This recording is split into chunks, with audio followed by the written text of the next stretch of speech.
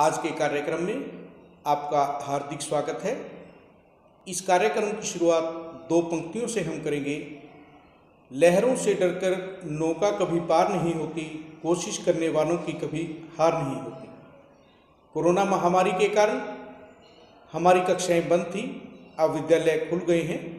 आप सभी पूर्ण मन लगाकर अपनी तैयारी कीजिए और इस चुनौती से आगे भी लड़िए। यदि संक्षिप्त में हम कहें, पढ़ेंगे तो बढ़ेंगे, आपको इसे चरितार्थ करना है। इसी के साथ हम अपने अध्याय समिति को शुरू करेंगे।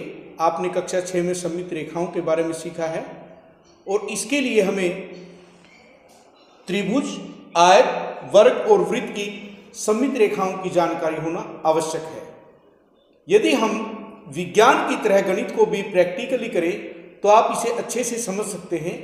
आइए हम इन्हें कुछ कागज की शीटों पर करके देखते हैं। प्यारे बच्चों, आज हम सममित आकृतियों के बारे में और सममित रेखा के बारे में सीखेंगे। सबसे पहले हमें पता होना चाहिए कि सममित आकृतियां क्या हैं। जो आकृतियां बराबर अनुपात में होती हैं वे सममित आकृतियां हैं, और जो रेखा इन्हें दो समान भागों में बांटती है वो सममित रेखा होती है। सबसे पहले इसे हम कुछ आकृतियों के द्वारा सीखेंगे।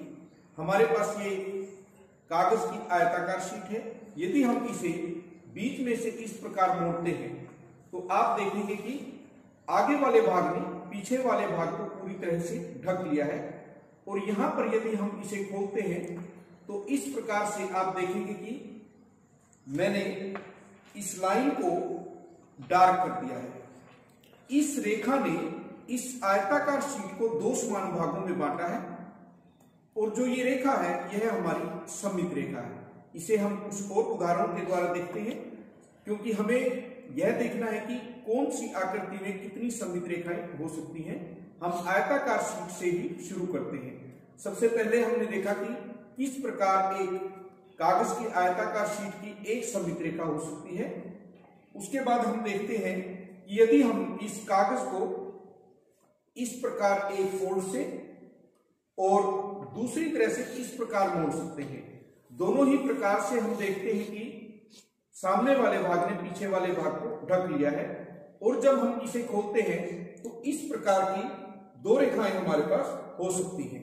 हम कह सकते हैं कि आयताकार शीट की ये दो सममित रेखाएं हैं। अब हम तीसरा उदाहरण देखते हैं। यदि हम इस आयताकार शीट को इस प्रकार मोड़ते हैं तो हम देखते हैं कि यहां पर हमें एक्स्ट्रा भाग दिखाई दे रहा है, जो पीछे का भाग है। आगे वाले भाग ने उसे पूरी तरह से नहीं ढका। तो हम कह सकते हैं कि जो ये रेखा हमारी है वो सममित रेखा नहीं है, क्योंकि इस रेखा के इस तरफ का भाग अलग है और इस तरफ का भाग अलग है। हम कह सकते हैं कि आयताकार शीट में दो ही सममित रेखाएं हो सकती हैं।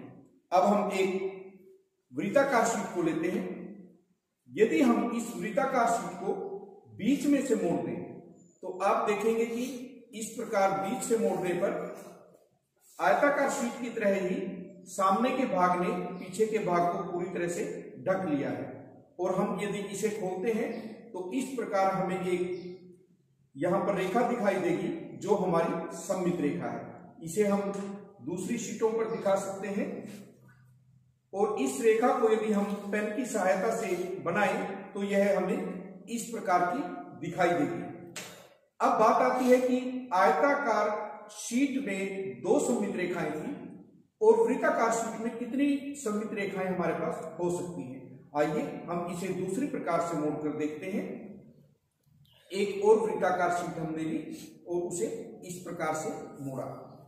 फिर हम इसे खोलने के बाद दूसरे सिरे की तरफ मोड़ते हैं तो हम देखते हैं कि इसमें खोलने के बाद दो रेखाएं हो सकती हैं, और यदि हम इन्हें दिखाएं तो यह इस प्रकार आपको दिखाई देगा।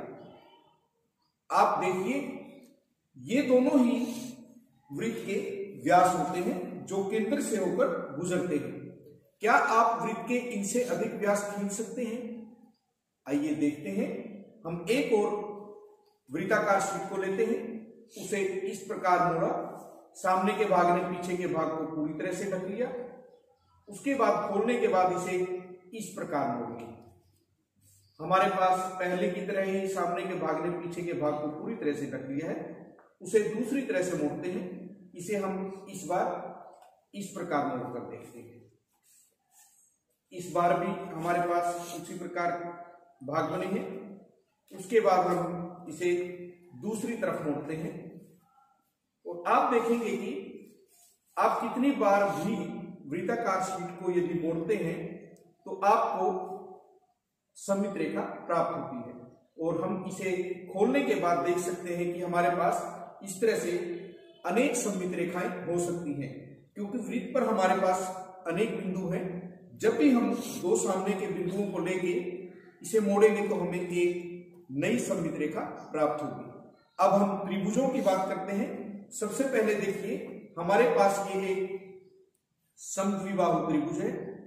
यदि हम इसे इस प्रकार बीच में से मोड़ते हैं तो हम देखते हैं कि दोनों ही भाग समान हैं।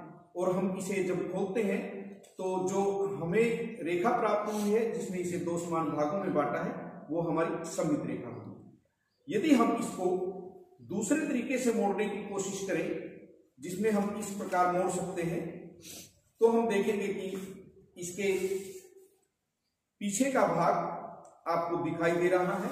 इसलिए हम कह सकते हैं कि जो ये रेखा थी ये इसकी सममित रेखा नहीं है। इस समद्विबाहु त्रिभुज की सममित रेखा एक होगी। अब हम समबाहु त्रिभुज की बात करते हैं। ये हमारे पास एक समबाहु त्रिभुज है जिसकी सभी भुजाएं बराबर है। सबसे पहले हमने इसे इस प्रकार मोड़ा और आगे के भाग ने पीछे के भाग को पूरी तरह से ढक लिया। आप दूसरे किस तरीके से इसे मोड़ सकते हैं? हम इसे इस प्रकार भी मोड़ सकते हैं। यहां भी उसी प्रकार दो समान भाग बने हैं। हम तीसरे किस प्रकार से इसे मोड़ सकते हैं? इस प्रकार हम इसे मोड़ सकते हैं। हम देखते हैं कि जब भी हमने इसे मोड़ा तो इसके दो समान भाग हैं। आगे का भाग पीछे के भाग को पूरी तरह से ढकता है। और जब हम इसे रेखाओं को डार्क करेंगे तो हमारे पास इस प्रकार से तीन सममित रेखाएं प्राप्त होंगी। आपको ध्यान रखना है कि समद्विबाहु त्रिभुज में हमारे पास एक सममित रेखा, समबाहु त्रिभुज में हमारे पास तीन सममित रेखाएं बनेंगी। अब हम विषमबाहु त्रिभुज की बात करते हैं। ये हमारे पास विषमबाहु त्रिभुज है जिसकी भुजाएं अलग अलग लंबाई की हैं। यदि हम इन्हें मोड़ने की कोशिश करें, देखिए हम इसे इस प्रकार मोड़ते हैं तो हमारे पास एक भाग पीछे का जो है वो दिखाई दे रहा है। आगे के भाग ने उसे पूरी तरह से नहीं ढका। यदि हम इसे दूसरे तरीके से मोड़ने की कोशिश करें तो यहां पर हम देखते हैं कि ये भाग हमें दिखाई दे रहा है। इस प्रकार आप कह सकते हैं कि विषमबाहु त्रिभुज में कोई भी सममित रेखा नहीं होगी। आइए अब हम वर्गाकार आकृतियों की बात करते हैं। सबसे पहले हम एक वर्ग को लेते हैं और उसे मोड़ने की कोशिश करते हैं। यह हमारे पास एक वर्गाकार कागज की शीट है। जब हमने इसे इस प्रकार से मोड़ा तो आयताकार शीट की तरह ही इसके भी दो समान भाग बने और आगे के भाग ने पीछे के भाग को ढक लिया। जब हम इसे खोलते हैं तो इस प्रकार आपको एक रेखा प्राप्त होगी जिसे हम सममित रेखा कहेंगे। अब प्रश्न ये है कि वर्गाकार कागज की शीट की कितनी सममित रेखाएं होंगी। सबसे पहले हमने देखा कि इस प्रकार एक रेखा बनेगी। उसके बाद हम देखते हैं कि दूसरी रेखा किस प्रकार होगी। हम इस वर्गाकार शीट को इस प्रकार उसके विकर्ण के बीचों बीच हम मोड़ सकते हैं, जिससे कि उसे खोलने के बाद हमें इस प्रकार विकर्ण से भी एक सममित रेखा प्राप्त होगी। हम कह सकते हैं कि वर्गाकार शीट में एक और सममित रेखा बनेगी। अब हम देखते हैं कि इसमें कितनी सममित रेखाएं कुल बनेगी। सबसे पहले हमने वर्गाकार शीट को इस प्रकार मोड़ा जिससे हमें एक सममित रेखा प्राप्त होगी। उसके बाद हम इसे इस प्रकार मोड़ेंगे, दूसरी सममित रेखा। इसके बाद यदि हम इसे इस प्रकार मोड़े तो भी हमें दो समान भाग प्राप्त होंगे और उसके बाद हम इसे इस प्रकार मोड़ सकते हैं जिससे कि हमारे पास एक और सममित रेखा प्राप्त होगी। हम कहेंगे कि हमारे पास वर्गाकार शीट में चार सममित रेखाएं प्राप्त होंगी तीन सममित रेखाएं हमने दिखाई हैं, 1 2 3, और चौथी सममित रेखा हमारे पास इस तरह से प्राप्त होगी। अब हम देखते हैं कि और किस प्रकार हम सममित आकृतियां बना सकते हैं, क्योंकि हमने कागज की शीटों से सममित रेखाओं को सीखा है। उसके लिए सबसे पहले हम एक कागज को लेंगे। यहां पर मैंने एक कागज को इस तरह से फोल्ड कर दिया है।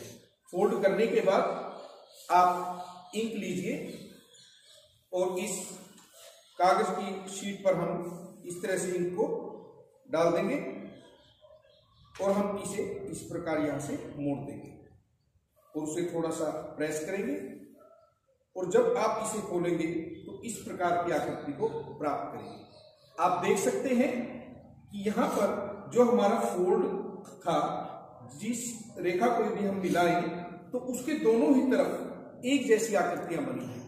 यदि आप इस रेखा को लें तो आप कह सकते हैं कि यह आपकी एक सममित रेखा। इसके अलावा आप बहुत सी आकृतियां बना सकते हैं और देख सकते हैं कि सममित आकृति आप किस प्रकार लेंगे। आपको एक और उदाहरण की सहायता से बताते हैं। देखिए, ये हमने एक कागज की शीट ली है और यदि आप इस पर कोई भी छेद करेंगे तो किस प्रकार वो छेद सममित आकृति में बदल जाएंगे। यहाँ पर हमने एक छेद किया है और आप कह सकते हैं कि जो ये हमारा फोल्ड है ये हमारी सममित रेखा है। जब हमने इसे खोला तो यहाँ पर दो समान भाग बनने चाहिए। इस रेखा के समान दूरी पर दोनों ही छेद हैं, तो हम कहेंगे जिस रेखा के दोनों तरफ की आकृतियां एक समान बने वो रेखा हमारी सममित रेखा। प्यारे बच्चों, हमने त्रिभुज, आयत, वर्ग और वृत्त की सममित रेखाओं के बारे में सीखा। सबसे पहले हमने विषम बाहु त्रिभुज में देखा कि विषम बाहु त्रिभुज में सममित रेखाओं की संख्या 0 है। समद्विबाहु बाहु त्रिभुज में हमारे पास सममित रेखा सिर्फ 1 है, और यदि हम समबाहु त्रिभुज की बात करें तो हमारे पास सममित रेखाओं की संख्या 3 है। आयत में हमारे पास सममित रेखाएं 2, वर्ग में 4 और वृत्त में अनेक सममित रेखाएं होती हैं।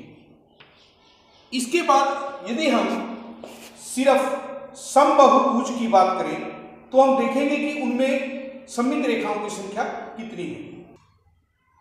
देखिए, एक बार फिर से हम यदि सबसे पहले समबाहु त्रिभुज को लें, इसमें हम इसे इस प्रकार मोड़ सकते हैं।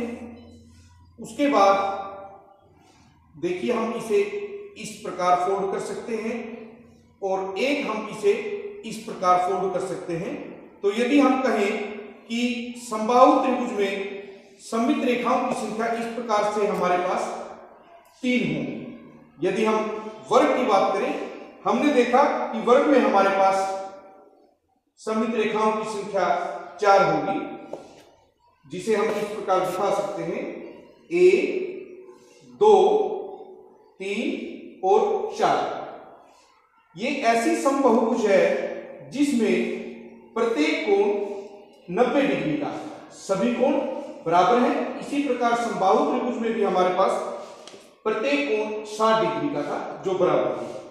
यदि हम समपंचभुज की बात करें तो हम देखते हैं कि सबसे पहले इसे हम इस प्रकार से फोल्ड कर सकते हैं जिससे एक सममित रेखा बनेगी। उसके बाद हम इसे यदि इस प्रकार लें तो दूसरी सममित रेखा, इस प्रकार हमारे पास तीसरी सममित रेखा, और इसके बाद यदि हम देखें इसमें कुल 5 सममित रेखाएं इस प्रकार से बन सकती हैं। उसके बाद हम समषट्भुज की बात करते हैं। यहां आपके सामने एक समषट्भुज की सममित रेखाओं को दर्शाया गया है। सबसे पहले हमने इसे इस प्रकार से फोल्ड किया था जिससे हमारे पास बीच की सममित रेखा बनी है। इसे हम इस प्रकार भी फोल्ड कर सकते हैं जिससे हमारे पास इस प्रकार सममित रेखा बनी है। आपको समषट्भुज में 6 सममित रेखाएं प्राप्त होंगी, और यदि हम इनकी कैलकुलेशन को देखें तो सबसे पहले हमने समबाहु त्रिभुज को लिया, उसमें सममित रेखाओं की संख्या 3 है। उसके बाद 4 भुजाओं की समबाहु जिसमें प्रत्येक कोण बराबर है वो वर्ग है। इसमें सममित रेखाओं की संख्या 4। समपंचभुज में हमारे पास 5 सममित रेखाएं थी और समषटभुज की बात करें तो 6 सममित रेखाओं की संख्या। अब यहां हम एक निष्कर्ष निकाल सकते हैं, जितनी भुजाओं की हमारी समबाहुभुज है उतनी ही हमारे पास सममित रेखाओं की संख्या होगी। प्यारे बच्चों, अब हमें घूर्णन सममिति के बारे में सीखना है। घूर्णन क्या है? जब भी हम किसी वस्तु को घुमाकर देखें और वो वस्तु उसी स्थिति में आ जाए घूमने के बाद, उसे हम उसका घूर्णन कहेंगे। ये सब शायद आपने पहले भी सुना है। देखिए, मेरे पास एक ग्लोब है और यदि हम इसे घुमाएं तो आप देखेंगे कि हमारी पृथ्वी के घूर्णन को दर्शाता है। हमारी पृथ्वी 24 घंटे में अपना घूर्णन पूरा करती है, जिससे दिन रात बनते हैं। यह हमारा दैनिक जीवन में घूर्णन का प्रयोग है। और किसी भी वस्तु को घुमाने पर उसकी स्थिति जब पहले की तरह हो जाएगी, उसे हम एक घूर्णन कहेंगे। उदाहरण के लिए हम एक घड़ी का घूमना देख सकते हैं। यहां पर आप देख रहे हैं मिनट की सुई 12 पर है। यदि हम इसे घुमाएं और आप नोट करें कि यह घड़ी की सुई कितनी देर के बाद दोबारा से 12 पर आएगी। आपको पता है कि हमारा जो ये केंद्रीय कोण है ये 360 डिग्री का होता है। 360 डिग्री के कोण का पूरा करने के बाद ही यह मिनट की सुई अपने स्थान पर आएगी, उसे हम एक घूर्णन कहेंगे। और इसके लिए आपको सबसे महत्वपूर्ण बात जो है वो याद रखनी है कि कोई भी वस्तु घुमाने पर कितनी बार उसी स्थिति को प्राप्त करती है, वो उसके घूर्णन का क्रम है। अब घड़ी का जो हमने उदाहरण लिया है, यदि हम इसे देखें तो घड़ी की सुई इस तरह घूमती है, जिसे हम क्लॉकवाइज डायरेक्शन कहते हैं। ये हमारी क्लॉकवाइज डायरेक्शन है। और यदि विपरीत दिशा में हम इसे घुमाएं तो हमारी एंटी क्लॉकवाइज डायरेक्शन है। इसको आप दूसरे तरीकों में यदि देखना चाहें तो आपके दैनिक जीवन के उदाहरण आप ले सकते हैं। यहां मेरे पास एक पंखा है। यदि आप पंखे को देखना चाहें ये किस दिशा में घूर्णन करता है, आपको इसे इस प्रकार से मिलाना है और आप देख रहे हैं यह घड़ी की दिशा में ही घूर्णन करता है। तो हम कहेंगे पंखे का घूर्णन क्लॉकवाइज है। इसके लिए हमें इन स्थितियों को ध्यान से देखना है। हमारे पास कुछ आकृतियां दी हुई हैं। हमें इन आकृतियों में से एक से अधिक क्रम की घूर्णन समिति को दिखाना है।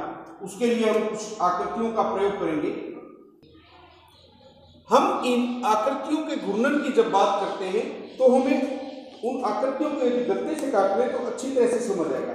सबसे पहले देखिए, मैंने पहली आकृति को गत्ते पर काटा है। हमें इसके घूर्णन के क्रम को देखना है। यहां पर इसका केंद्र दिया गया है। घूर्णन का क्रम अभी जैसा कि मैंने बताया, कितनी बार घुमाने पर वो आकृति उसी स्थिति को प्राप्त करती है। यहां जब भी हम इसे घुमाएंगे आप देखेंगे कि वृत्त की स्थिति वही है। यदि हम इसे इस डायरेक्शन में घुमाते हैं, ये क्लॉकवाइज डायरेक्शन है। यदि हम उसे दूसरी दिशा में घुमाएंगे, हमारी एंटी क्लॉक डायरेक्शन होगी। तो हम कह सकते हैं। उसके बाद हमें एक त्रिभुज दी गई है जो हमारी समबाहु त्रिभुज है। यदि हम इसकी डायरेक्शन और इसके क्रम को देखें तो आप देखिए ये हमारे पास एक त्रिभुज है। यदि हम इसे इस प्रकार से घुमाएं तो वही स्थिति त्रिभुज ने प्राप्त कर ली है।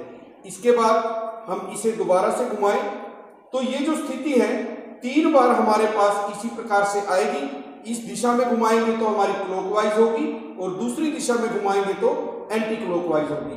हमें पता है कि केंद्र का कोण जो है हमारा 360 डिग्री है और 120 डिग्री के कोण पर घुमाने पर वही स्थिति यह त्रिभुज प्राप्त करेगी। इसके बाद हमारे पास एक और आकृति है। यदि इसके घूर्णन की हम बात करें, ये देखिए इसे हमने इस प्रकार से रखा है और हम इसे घुमा कर देखते हैं, स्थिति हमारी वही प्राप्त नहीं हुई। अभी हम देखें तो इस आकृति में ये जो डिजाइन है इस तरफ है, जबकि इसमें दूसरी तरफ है। यदि हम इसे दोबारा घुमाएं और उसके बाद फिर से घुमाते हैं इस आकृति ने 360 डिग्री का चक्कर पूरा करने के बाद ही उस स्थिति को प्राप्त किया है। तो हम कह सकते हैं इस घूर्णन समिति का क्रम सिर्फ एक है और इसके कोण की बात करें तो 360 डिग्री का इसका कोण होगा। उसके बाद हमारे पास अगली आकृति है जिसका केंद्र मैंने आपको दिखाया हुआ है। इसके केंद्र से हमें इसे घुमाना है। सबसे पहले हम इसे घुमाकर देखते हैं क्लॉकवाइज डायरेक्शन में। उसके बाद हमें वही स्थिति प्राप्त करनी है। यहां पर वही स्थिति प्राप्त हुई है जिसे 180 डिग्री के कोण पर प्राप्त किया गया है। उसके बाद जब हम दोबारा से इसे 180 डिग्री कोण पर घुमाएंगे वही स्थिति हमें दोबारा से प्राप्त होगी। इस प्रकार हम कह सकते हैं कि इसके घूर्णन समिति के क्रम 2 है और घूर्णन कोण जो है 180 डिग्री का है। उसके बाद आखिरी आकृति की हम बात करते हैं क्योंकि हमने वृत्त के घूर्णन को देख लिया है।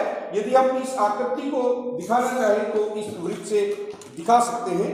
यहां पर हमारे पास वृत्त दिखाया गया है जिसमें हमने 3 भाग बनाए हैं और इसका केंद्र हमें दिया हुआ है। सबसे पहले यदि हम इस भाग को ऊपर की ओर लें, घुमाने पर हमें यह भाग इस तरफ दिखाई देगा, ऊपर की तरफ वैसा ही भाग। इसका मतलब हम इसे कितनी बार घुमा सकते हैं? आप देखिए, हम इसे 3 बार घुमा सकते हैं और उसी प्रकार की आकृति हमें प्राप्त होगी। इसके घूर्णन का क्रम 3 होगा और इसके घूर्णन का जो कोण है वो 120 डिग्री का होगा। आखिरी आकृति की हम बात करते हैं। यहां पर हमने एक पंखी बनाई हुई है। इस पंखी को हमें दर्शाना है। सबसे पहले हम इसे इस प्रकार रखेंगे।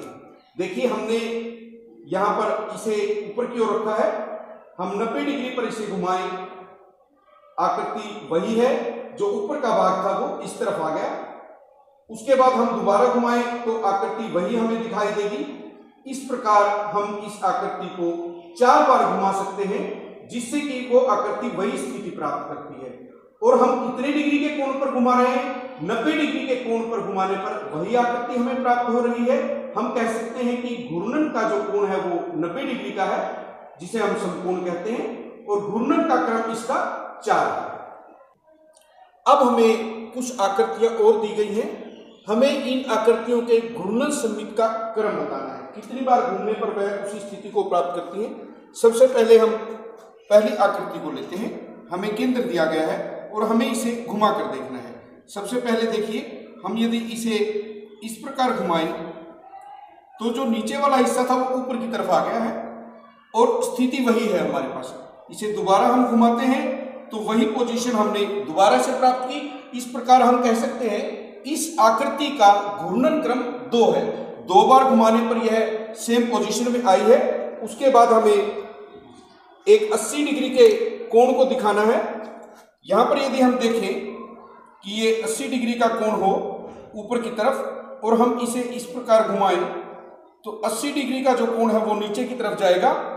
ये हमारे दोनों कोण बराबर है। ऊपर भी 80 डिग्री का कोण आएगा, शीर्षाभिमुख कोण बराबर होते हैं। तो इस प्रकार ये दोनों स्थिति हमारी सेम होगी। उसके बाद जब हम दोबारा से घुमाएंगे, जो 80 डिग्री का कोण नीचे था वो ऊपर आ जाएगा। इसमें भी हम कह सकते हैं कि इस घूर्णन समिति का क्रम 2 है। उसके बाद हमें दोबारा से त्रिभुज की आकृति दी गई है। हमने देखा कि समबाहु त्रिभुज में 3 सममित रेखाएं हमारे पास हैं। इसकी प्रत्येक भुजा बराबर है। हम इसे इस प्रकार घुमा सकते हैं, 1, उसके बाद 2 और लास्ट में हमारे पास 3।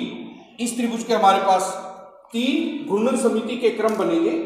उसके बाद हमें एक पंखी की आकृति दी गई है। इस प्रकार यह पंखी है। इसमें हमारे पास 4 पंखे लगाए गए हैं। यदि हम इसे घुमाएं, सबसे पहले हम किसी भी पंखे को ऊपर की तरफ रखें। इस पर एक छोटा सा निशान मैंने लगा दिया है। यदि हम इसे इस प्रकार घुमाएं तो स्थिति वही है। हमारा जो यहां पर भाग था वो यहां आ गया है।